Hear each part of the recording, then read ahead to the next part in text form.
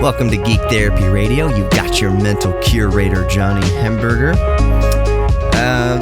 I just realized that every time I crack the mic here for the first segment of Geek Therapy Radio, I mention the name of the show, Geek Therapy Radio, which seems kind of redundant, especially with a podcast, because you know obviously what podcast you are subscribed to. You can see the name of the show on the podcast and in my thumbnail and all that good stuff.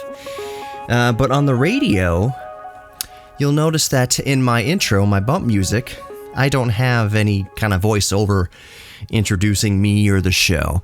So that's why I mention Welcome to Geek Therapy Radio every time I open a show, because it's not in the intro music. Anyways, so I apologize first and foremost. This is not evergreen of me to say, but I didn't release a show last week, a new show last week, or a new podcast last week. What I did, though, I didn't feel too terrible about it, because the podcast and the radio show the week before was a long one. The podcast especially, it was unedited, of course. It was Colin and I from This Does Not Compute. Talked for over an hour of content. I thought we had a really good discussion. So if you are not caught up, go back and download the Geek Therapy Radio podcast. Subscribe to the Geek Therapy Radio podcast in your favorite podcast player. So the iHeartRadio app, of course, Spreaker, Apple Podcasts, Google Podcasts, my goodness, just all over the place. Search for Geek Therapy Radio podcast, look for the red, white, and black color scheme, and that's me. You can hear me clearing my throat a couple times. I've been battling this thing. I haven't been sick, but it's just like I've got this, I don't know where it came from. I guess it's just allergies or ragweed, whatever for the season, but I've had this like just build up right at the top of my, like right on my vocal cords, where it always feels like every word you speak is about to get you verklempt, about to lock up on you, not allow you to speak, cut your sentences short. So that's another reason why I didn't record last week, is like I didn't feel like I could get a sentence out without having to clear my throat or do some massive editing or whatever. Either way, didn't do one last week. Hope you enjoyed the last episode with Colin from This Does Not Compute.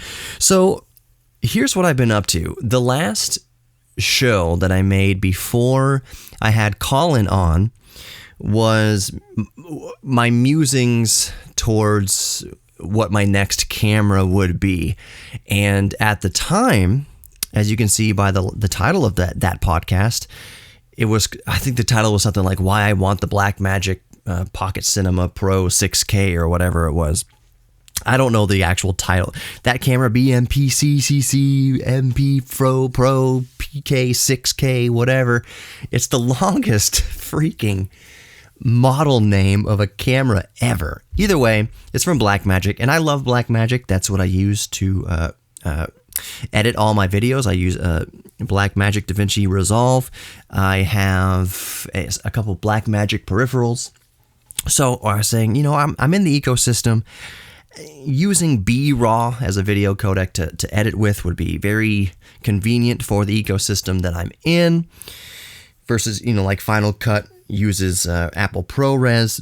DaVinci uses ProRes also, but Blackmagic is the one who designed B-RAW, Blackmagic RAW file format. So I thought, okay, I'll get a Blackmagic cinema camera to complement my DSLR, or that'll be my next professional camera. That'll be my first foray into actual professional kind of cinema work. For my job at the Houston Museum of Natural Science, where I'm the YouTube manager, we have this bird watching trip coming up next week as of recording, and I was like, you know what? I've had my Canon SL3 for a couple years, ever since shortly after it came out. In other regions of the world, it's known as the Canon 250D. I feel that I've pushed it to its limits. This is the camera that helped get me the job and better my life by being hired at the museum. but I have pushed it to its limits.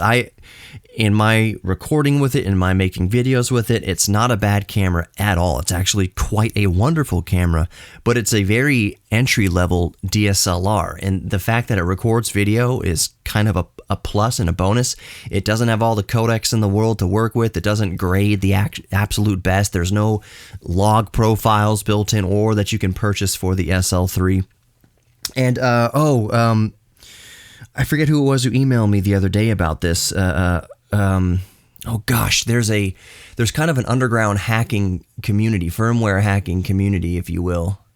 What's it called? Magic Hat? Is that what it's called? It's something. It deals with Canon cameras specifically.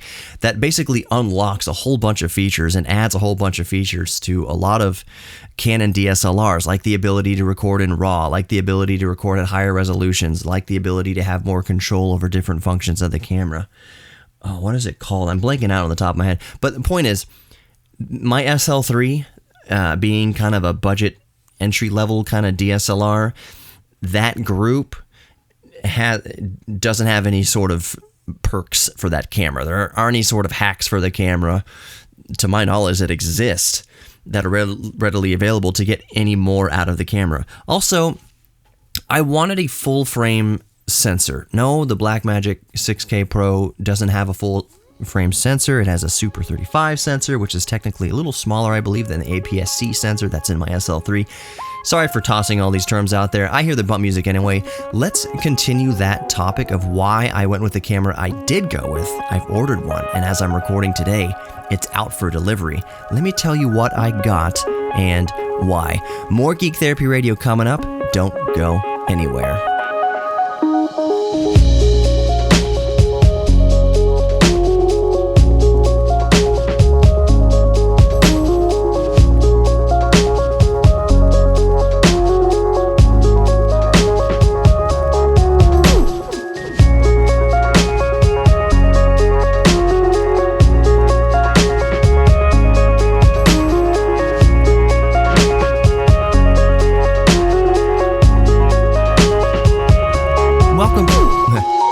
Jump the gun a little bit there. Welcome back to Geek Therapy Radio. You've got your mental curator, Johnny Hemberger. In the previous segment, I was talking about how I pushed my Canon SL3/250D to its absolute limits. The hacking group that I am talking about is called Magic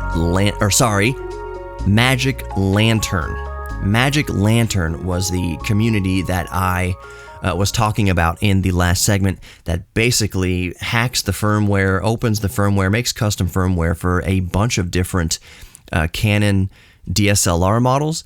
But like I was saying, my SL3/250D, depending on what region in the world you're in, there is no hack or custom firmware available for my camera. It just doesn't exist. So it was a good suggestion. Ed, you're the one who suggested it to me. Ed, thank you very much. Pilot Ed, thank you. But I don't have a Canon currently that is capable of using it. So I had been talking in a previous podcast that I was leaning towards the Blackmagic Pocket Cinema Camera 6K Pro. But I'm glad that I waited. And Colin and I talked about this a little bit just privately on Twitter. It's one reason why you should follow me on Twitter, Geek Therapy Radio on Twitter. Again, everything I'm on, look for the red, white, and black color scheme, and that's me. But type in Geek Therapy Radio Podcast or Geek Therapy Radio or Geek Therapy KPRC or whatever onto Twitter, and that's me. That's where I was talking to Colin about the camera that I did purchase, that as I'm looking at my watch right now and as I'm recording this first segment, or the second segment of Geek Therapy Radio, it's out for delivery right now. I purchased it used, saved myself, $500 or $600 by going used on this camera, which the camera already is a good value at $2,000. And the camera that I purchased, drum roll, is the Panasonic Lumix S5. The Panasonic Lumix S5. Those of you who are into photography and content creation and cinematography and videography know, including Colin, and this is what we were talking about on Twitter, how great the GH5 was, and still is. Basically, the S5, I mean, this is just a very glancing description of it, is a full-frame version of the GH5, some would say. It is the more budget version of the S1H. Yes, even at $2,000, it's still considered kind of a budget hybrid cinema camera. I was able to get it for $500 or $600 cheaper by going used, which I then put towards the kit lens, the 20mm to 60mm L-mount Leica kit lens that apparently is very, very good for its money, especially. I got that lens used also. That lens is like $600 brand new. I got it for like $300 something used. I haven't tested any of it out yet. As of recording, if you're listening to this podcast, odds are that possibly by the time you listen, I have been testing it out. And of course, in the next podcast, in the next radio broadcast, I will tell you my thoughts on the Lumix S5, the Panasonic Lumix S5. Might even record that podcast as a video that I can then upload to YouTube, or at least a segment of it. I'm going to do something on YouTube for sure about the Panasonic S5 that I just ordered. But I'm waiting for it right now. And here's the reason, like the one of the biggest selling points where I kind of, in my research, I was talking to Colin about this again on Twitter. One of the turning points in my research, and I'm glad I waited before pulling the trigger on the Blackmagic 6K Pro, was that the Lumix S5, if you have Blackmagic's recording video monitor, so in video rigs, cinema camera rigs, you have, instead of looking at the little screen on the DSLR, you have a bigger screen via HDMI, 5.5-inch screen, 7-inch screen, whatever, that helps with focus peaking, for manual focusing. It has all sorts of spectrums and histographs and everything you could possibly need.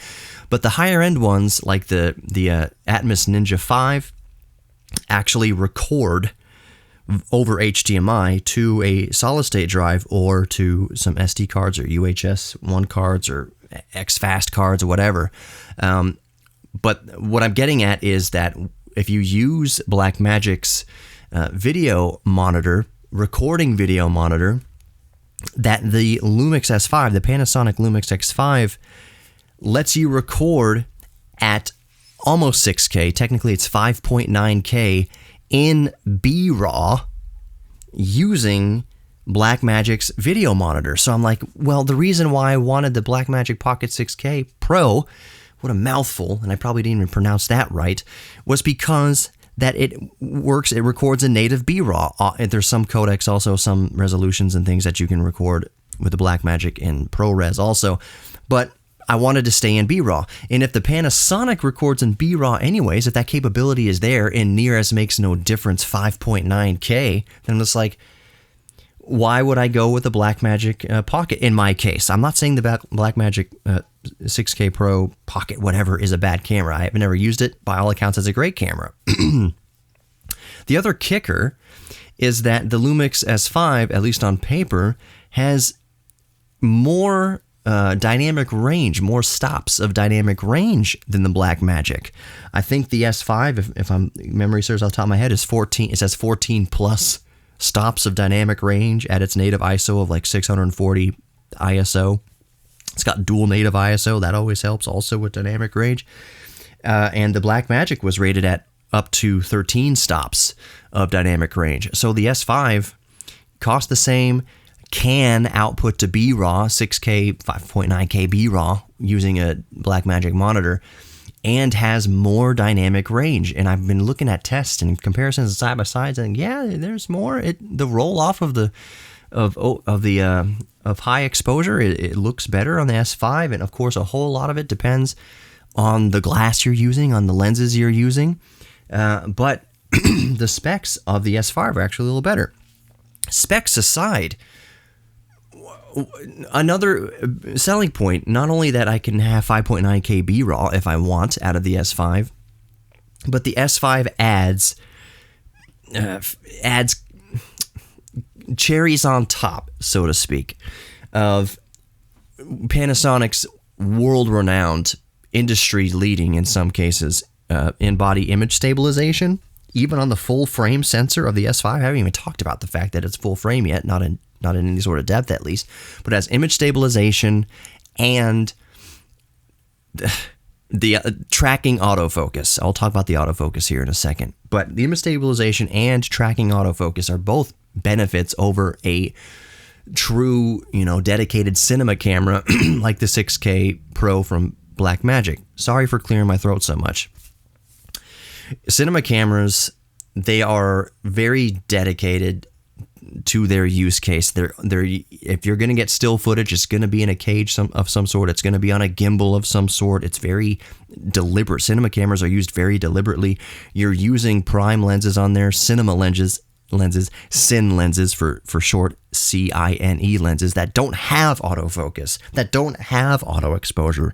There's geared rings on there that you slap a focus puller on.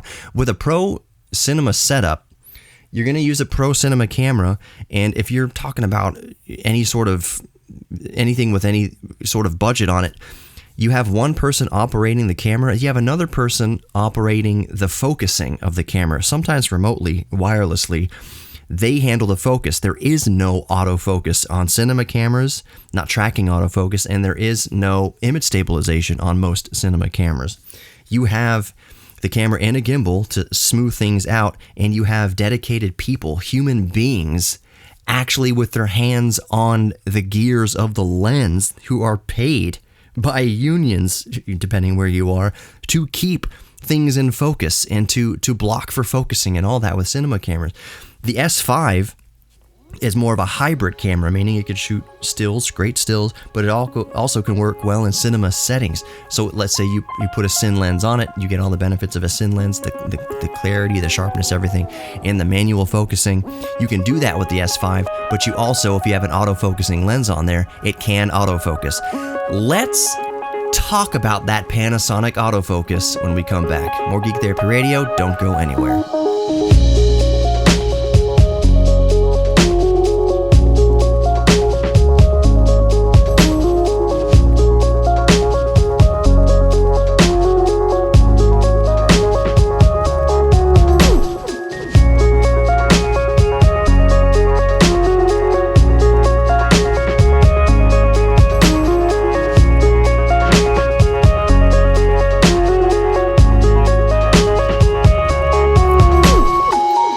Welcome back to Geek Therapy Radio. You've got your mental curator, Johnny Hamburger. We've been talking about my recent camera purchase.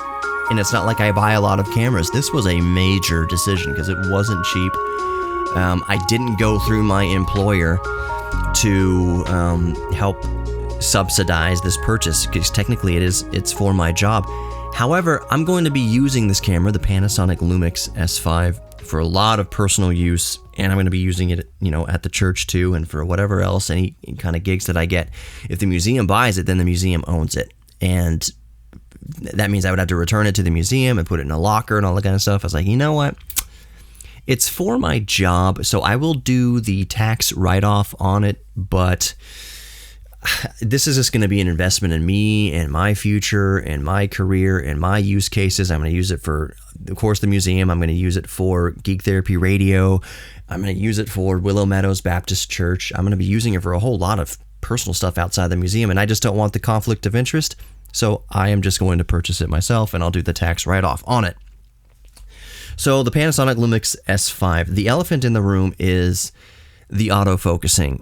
Not to get too into the weeds of the technicals, but the autofocusing on the Panasonic camera, especially this S5, is contrast-based autofocus, which means it can only be so accurate and it can only be so good compared to like Sony's and Canon's legendary autofocus that's not only based on contrast but also phase detection and all sorts of things. The autofocus, even on my SL3, which is an entry-level DSLR camera, the autofocusing is freaking-perb, especially with Canon EFS lenses. It's amazing autofocus, amazing tracking autofocus. Sony's autofocus, if it's not the same, it's even a little bit better. If it's not exactly the same, they're both they're known. Sony and Canon are known for their legendary autofocus. So while but those are both based on not only contrast but also phase detection and all that. But Canon's is only contrast based, and it can only be so good.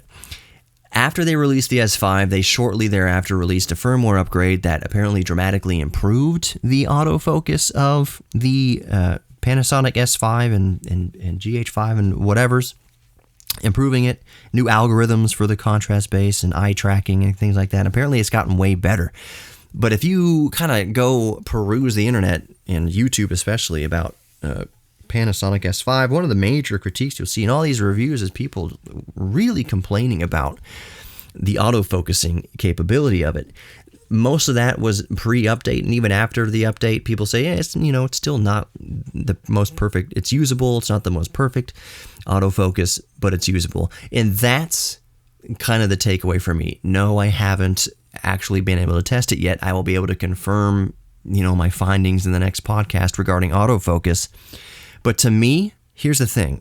I always took those reviews about the autofocus with a grain of salt for the following reason. One, apparently it's been improved, and the tests I've seen after the improvement to the algorithm look extremely usable. They don't look as great and as fast as like Canon or Sony, but it's really usable even for vlogging, just holding the camera out in front of you and bouncing around and keeping it focused on your face more or less. It's really good. The reason why I'm not fretting, even though I haven't tested it yet with the autofocus, is my first DSLR, I've got it in the closet 6 feet away from my hand right now, was a Nikon D3100. The autofocusing on that camera was trash. Absolute, unadulterated garbage autofocus. It might as well have not existed. It was more of a hindrance than any sort of help. It was terrible. So my first foray into recording video, especially where autofocus matters, was that D3100, where basically the autofocus was unusable. So my level of expectation is so low.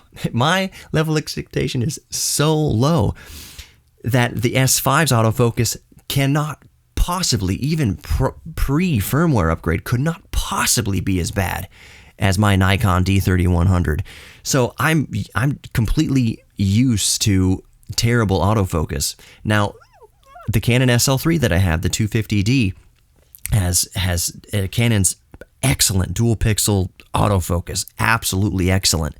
And so I kind of was spoiled a little bit for autofocus with this Canon SL3, and it had me worried with the Panasonic S5. Like, well, man, if it's a step back in autofocus, I kind of like autofocus for a lot of run and gun, kind of documentary shooting. And it had me so worried that I was looking at the Blackmagic, and the focusing issue in general had me so worried that as I was looking at the Blackmagic and as 6A Pro and as I was looking at other cameras, I was like, well, maybe I started practicing when we went to Virginia, and this is just good advice for anybody who does video or is thinking about getting serious about video. I did a lot of practicing when we went to Virginia with manually focusing. I just turned off autofocus altogether, even on my Canon with its excellent autofocus. I turned off the autofocus and just worked on my manual focus pulling ability. And this wasn't with a cine lens. This is just with a normal DSLR photo lens, which is worse for manual auto focusing than a cine lens with big long pulls and big long throws of the gears. It's moving the focus ring of a photography camera, in this case my Nifty 50 or my 24mm pancake lens. Like 1 millimeter of movement can throw that what am I looking for? That depth of field a few feet forward or back of your subject, depending how far away you are, versus on a cine lens that's purely manual. You move that focus ring, a millimeter, there's barely any difference. So you do these really long kind of natural pulls to bring things into focus. And plus, if you're using a focus peaking monitor, you can tell when you have things in focus or not. So I was practicing. When I was in Virginia, I was practicing. I was like, if I'm going to be serious about cinematography and filming and videography, I have to get good at manual focusing, even if it's just manual focusing with a DSLR lens. I have to get good at it. I have to get comfortable with it. So I haven't tried focusing with a cine lens. I don't have any cine lenses yet. Cine lenses are expensive. They can be, mostly are very expensive. So I'm not going to be diving into anything like a Zeiss lens or Panavision or anything like that. Lenses that cost more than my house. No. I'm looking at, if I'm the first cine lens I get, is probably going to be a Meek, Meike, or even a Rokinon.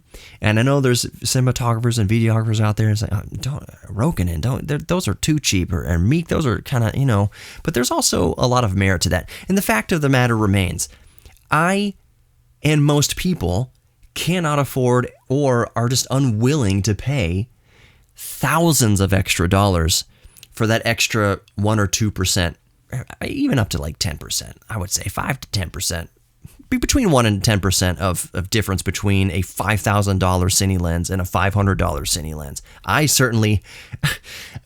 certainly won't utilize that difference, and I don't have that kind of money to throw around on lenses. Imagine me bringing that up to my wife, babe. I just bought this very expensive camera, relatively speaking. Now I need a $5,000, 28 millimeter lens, cine lens. No, not happening. Won't even broach it. I would just not do it. So my first cine lens would be under $1,000. That's just where it's going to be. But whenever I get to that point that I necessitate, or the level of my filming gets to the point where, I could use a cine lens, and it's not just one cine lens, it's going to be a few. You're going to need to slap on a 28 or a 50 or an 85 or whatever you're going to need. So I want to get good at focusing before I take that dive. My first cine lens is probably going to be something I rent and take out on a project and practice my manual focus pulling and get a focus puller and put it on rails and everything like that for whatever. But the point is, back to kind of this original thought of learning how to manually focus, that it's a good practice to get in. I kind of equate it to telescopes. So I have a Dobsonian telescope. I don't have an equatorial mount telescope, and I certainly don't have a computerized, motorized mount telescope. Right now, not only the focusing, but like star tracking and hunting and just getting decent at manually following stars to what you want to see. For instance, the Andromeda Galaxy. I know how to manually find the Andromeda Galaxy with a Dobsonian telescope. Dobsonian telescope just means it has a full 360-degree spherical range of motion, and it doesn't track anything. Once you have something in the eyepiece, you have to constantly be tweaking the telescope by hand to keep, Saturn in the field of view. But I wanted to get good at manually finding objects in the sky, not taking the immediate shortcut to a computerized go-to. Now, I would absolutely love it. That's on my list. I would love to have a computerized go-to telescope. But to me, I at least want to have a basic understanding of star hopping in terms to astronomy. In regards to astronomy, so that I can go out even with some binoculars. Hey, you want to see Andromeda? If you're in a clear enough place, I know where to go, what star to look for, the triangle pointed over toward this other star and another star, and then to the top right of that star is Andromeda. That's kind of what manual focus pulling is for me. Let's talk more about it. Coming up.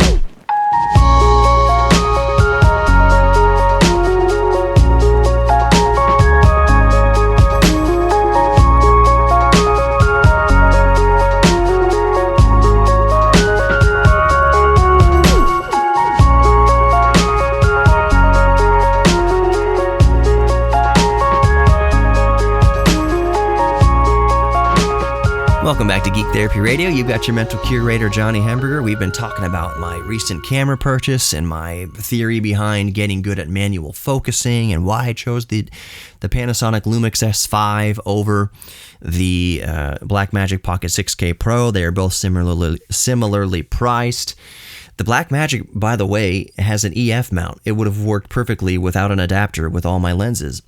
With the S5, the Panasonic, it's an L mount, and it's a relatively newish mount, so there's not a whole ton of glass coming out for it. There's more coming out, in a few days, actually, as of recording this, but I did get a mount, an EF to L mount for my Panasonic so that I can use all my existing lenses that I have in my Canon ecosystem.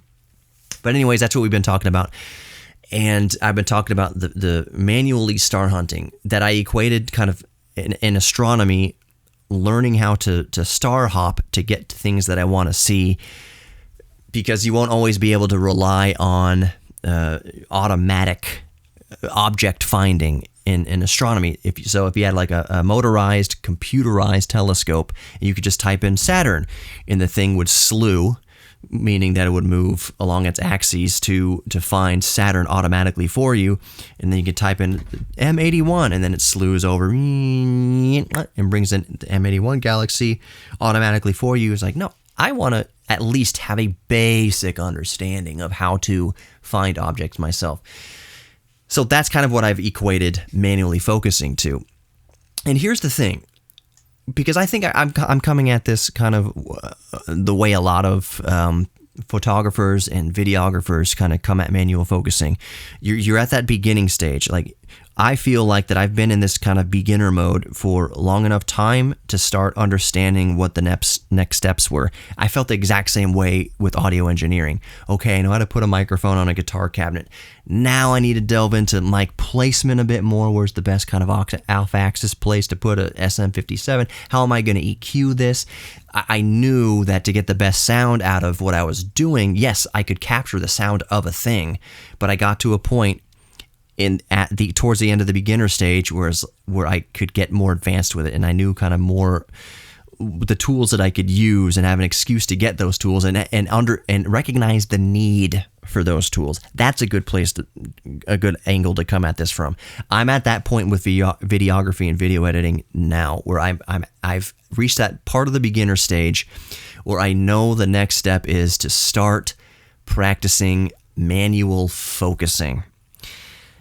That this is a kind of a terrible way to put this, separate the men from the boys. Terrible for a lot of, it's not even a good metaphor, and it's not very woke to say. Woke. But yeah, that's what separates the professionals from amateurs, is manual focusing. A professional, or even a higher end kind of amateur, is not going to be afraid of manually focusing. And in many ways, the fact that the auto-focusing on my S5 isn't regarded as the industry's best, it doesn't matter to someone who's professional or even at the higher end of amateur, because they want to manually focus anyways. I've kind of reached that mentality. I have definitely reached that mentality where I know that I need to practice manual focusing. So the idea of getting a Cine lens doesn't scare me, because I know that once you put the time in the practice with manual focusing, that it's going to be better than autofocusing anyways. For one of the reasons is this. Think about autofocusing. This is a really good analogy. This is an excellent analogy. Think of autofocusing like auto-tune. So in music, for like singers, and you can use it on instruments also, but singers using auto-tune to automatically correct their voice, to bring their voice within key, within pitch, so it sounds pitch perfect, and it's like almost too perfect.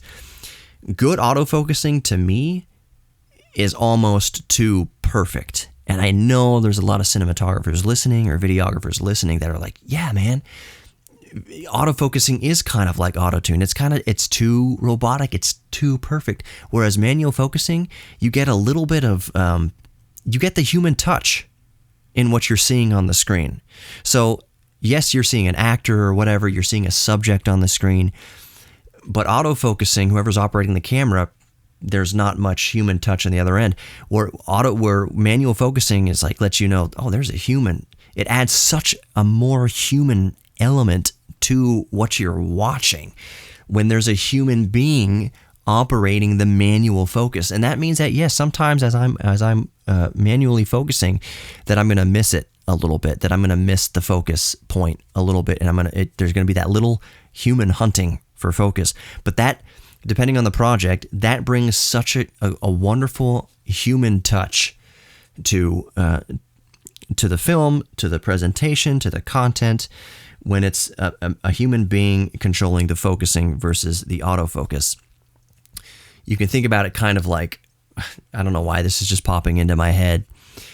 When you listen to Metallica Black Album, like 1991, there was no auto-tune going on there. There was no sort of automatic pitch correction, not really as we know it today, going on there. When Mitch Hedfield is screaming, and yeah, when you listen, the point I'm getting at is when you listen to the Black Album, when you listen to the iconic, legendary Butch Vig Black Album, Metallica screaming, bigger than life, Lars' huge kick drum. Just an iconic album. Even whether or not you like Metallica, it's an iconic album. When you go back to listen to that versus Master of Puppets or something like that, would you think that the Black Album sounds bad? Would you think that the singing sounds bad in the Black Album? No, nobody, this is subjective, I guess, would think, unless they just didn't like screaming heavy metal lyrics, nobody would listen to the Black Album. No metal fan, no rock fan, no pop music fan would go back and listen to the Black Album and be like, he's really off pitch. He's so off pitch here, it sounds terrible. No. It's all manual, and yes, they can do multiple takes to get kind of the best take of it, but that's the same thing you're doing in videography and cinematography when you can help it. You can do multiple takes to kind of nail it. And what I'm saying is, Metallica Black Album, no auto-tuning as far as the vocals are concerned, for sure. You would not think that was a bad album.